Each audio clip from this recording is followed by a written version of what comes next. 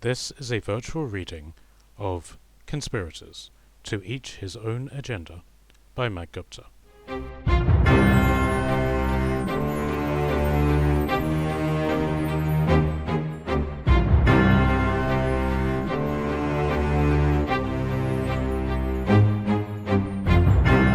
Chapter 17. The Prince's Table. The feast before the wedding was what every feast in Seaward promised. The best food in the kingdom was presented, many wines traded from the far reaches of the world, and whores and dancers all dressed to be maidens, queens and warriors of the ancient elven histories were ever present. Gylorn was more than tempted to join in with the amusement the women were providing. Despite what he had said to Alistair, things were becoming quite tiresome with his wife at home, and she had been reluctant to couple with him in any sense. As these thoughts began to edge through his mind, his temptation grew, as did his manhood, when he saw two of the dancers embrace each other as lovers at a lord's order. He shook himself when he remembered the terms of the agreement that had bound him to Felthor's service. "If I'm going to become a traitor," he muttered to himself, "I'll at least work to get my side of the bargain." He began to walk around the hall, to put some distance between the half-drunk men and their scantily clad companions. As he made his way around the feast, lit by flaming torches and the candles around the room, he noticed the people he'd journeyed with and recognized others he'd met on his other travels. He saw Decimus at the lead table, seated next to Alistair, and a dark-haired and extravagantly dressed woman that he assumed was his wife. He looked around for Ignatius. Julius had said he'd been in Seaward for nearly a week, and yet he had not seen him at all. Upon reflecting on this, he saw Julius deep in conversation with the swan of the coast. The swan was holding a map of some kind and was pointing to it. Julius was nodding with a stony brow. It was clear they were discussing something military, so he did not intrude upon them. He continued to look around. Turgon was easy to find, as he was the loudest voice in the hall.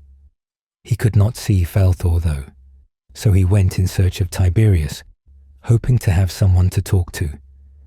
The men of Horseland were easy to spot, as they all had golden brown hair compared to the darker shades of the other provinces. He saw Tiberius toasting the dead riders who had fallen on their way there. His voice was clear and respectful, but surprisingly, it was not morbid, despite the topic of the talk. "Hail the victorious dead," Tiberius called at the end of his sermon. "Hail," the Horselanders echoed, and they all drank. Tiberius suddenly noticed Gylorn and raised his now empty goblet to him. Gylorn raised his own cup as well and drank. It robbed him of his desire to join them, however, and he continued around the hall. Some of the people around the hall looked up at him as he walked past them. It was hard to say whether they knew him as the Kingslayer or as a simple ranger who did not belong. He did what he could to not show his awkwardness, but he couldn't help it. His station was as apparent as the emblem on his chest. Once he passed the Horselanders, he suddenly realized that Richard was not amongst the party. He was amazed at that. He was certain Richard would be holding court more than anyone. He set himself on the task to find him, and he set off to the stairs.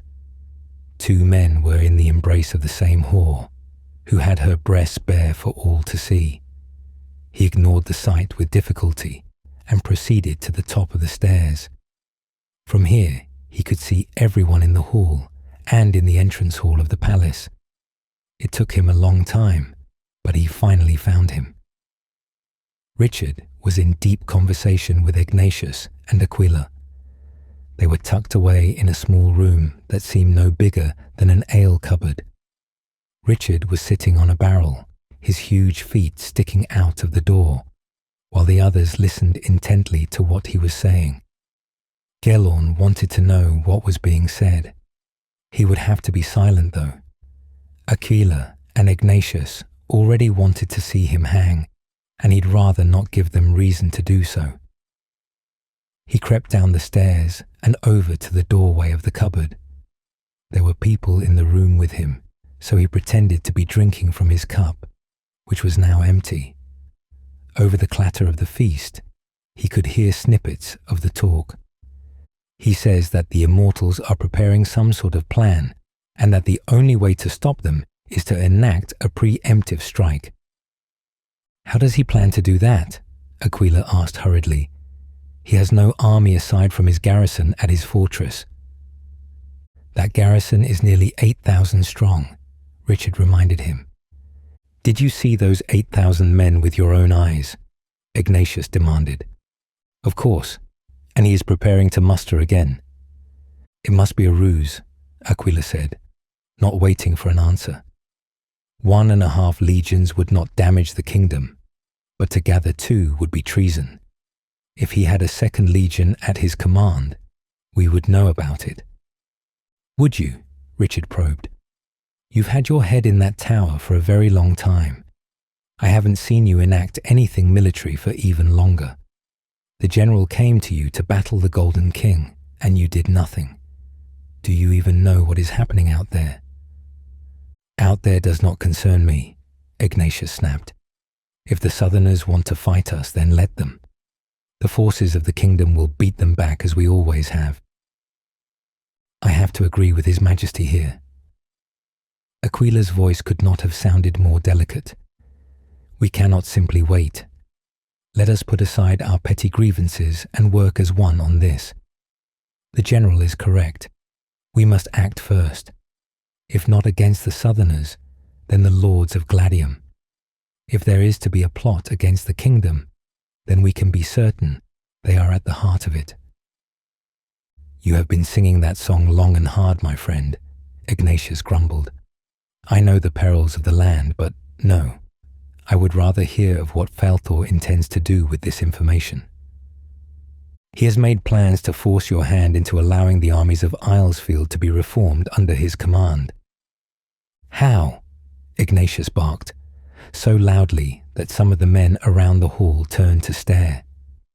Gilon knew he was compromised, so he moved his position, walking away long enough to chase away the notice of anyone near him. He returned to the cupboard, but from another angle. It will happen at the coast. He means to set himself and a small portion of his legion at Ferris with Julius, under the guise of defending the land from the pirate invaders. They will be placed perfectly to ambush his imaginary invasion force crossing the river. When will this invasion take place? Aquila asked. It doesn't matter, Ignatius growled. We shall create one of our own.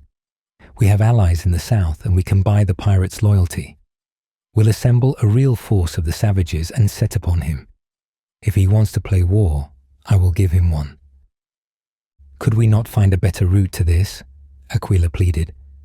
The last thing that will help with our problems would be war. If we confront Falthor and his allies with the knowledge of their plans, then they may reconsider their plot. We tried diplomacy before, Ignatius grumbled. I did warn the council that this would happen and that he would haunt us again. Well, we have proof that he is plotting against us now, Aquila said. Can't we simply arrest him and put him back on trial? And give him a chance to rally his support again? Ignatius spat. Never. It will be done my way this time. Then you will do so without my support.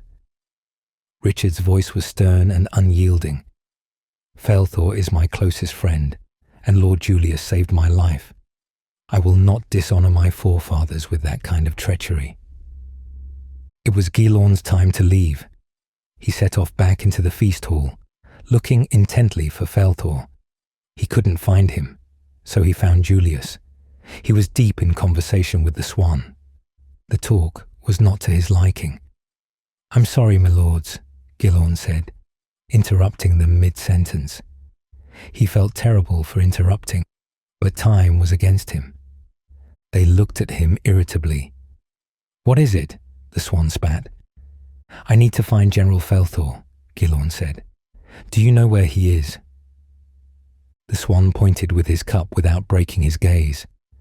Felthor was sitting next to Alistair, in Decimus's place. A younger man with shortly cut hair was sitting with them. He nodded his thanks to the two and made straight for the general. These three were also in close talk, but this wasn't nearly as glum as Julius's. General, Gilorn greeted, slightly more politely. Kingslayer. Alistair beamed, his cheeks flushed with wine. May I introduce my lady wife and master of spies, Princess Aspasia? He held out an arm. The princess was clearly among those who believed Gilorn shouldn't be in their presence and turned her head away, the golden chains that framed her face clinking as she did so. Alistair frowned and then returned to the conversation. It is good you are here. This is Admiral Mistnir, my custodian of the Seaward Navy. The man looked up at him with a grim face. So, this is the man who robbed me of the glory of destroying such a prize as the Fleet Master. Fate fucks me in the arse yet again. Gilorn wasn't sure how to respond to this. Yes, I suppose. My lord. Then once again I mistake fucking for a happy event, Mistnir burst out in laughter. You have my thanks and my drink. He poured a drink into a cup and gave it to Gilorn. To you, Kingslayer. Ranger, Alistair toasted. If Felthor has no further need of you, I would like to offer you a place amongst my own court. I would be very tempted to take you up on that. Gilorn's confidence suddenly came back to him. Abandoning me already? Felthor asked. Of course, Gilorn bowed. The sea air is bracing. Alistair laughed. His tone changed instantly. I need to speak with you. Then you may say what you need in front of my brothers and the princess. Felthor relaxed into his chair. I have no secrets from my family and the Admiral. Sit, Mistnir demanded cheerfully, pushing a chair over to them with his foot and slapping his hand on it. I have disturbing news. Richard has betrayed our intentions of the coast crossing to the steward and Aquila. They mean to act against us when our troops have reinforced the garrison at Varus. Did they say how? Alistair asked, showing no sign of surprise or urgency to this. They mean to buy the loyalty of the pirates and form an army of mercenaries from the south, the princess said, reading from a paper that had been handed to her by a small boy, one that Gilorn had vaguely recalled being in the hall whilst he was. He would kill my son, Alistair blurted out loudly. I would kill the man myself. He sprang to his feet. I told Tiberius many times, his father is a barbarian who cannot be trusted. No. Aspasia's voice was both soft and full of authority. She raised a hand to quieten his rage. He did as any king should do. Ignatius may be our supreme rival in the world, but he is still the steward, and he needs to know of the threats to his realm. He did the right thing. Richard's alliance is to his own land. He must fight alongside the kingdom in all things. There is no use in us plotting to save the kingdom if we do not let it defend itself. What of Aquila's answer? She asked the space next to Gilorn. He was against Ignatius's answer of meeting us with force, Gilorn said, bowing to the princess.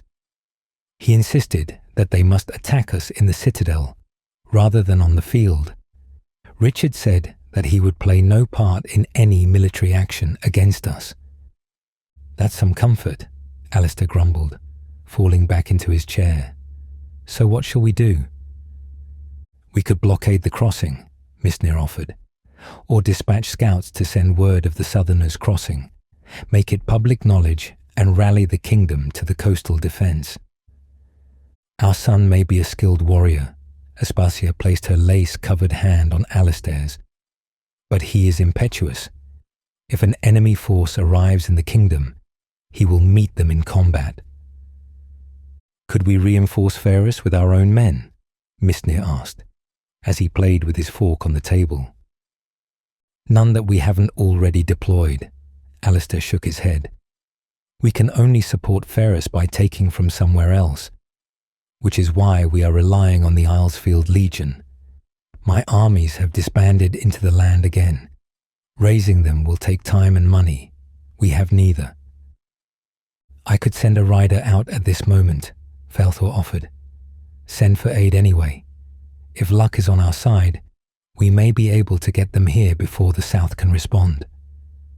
I will set my agents to watching them in double fashion, Aspasia said clearly, through narrowed eyes.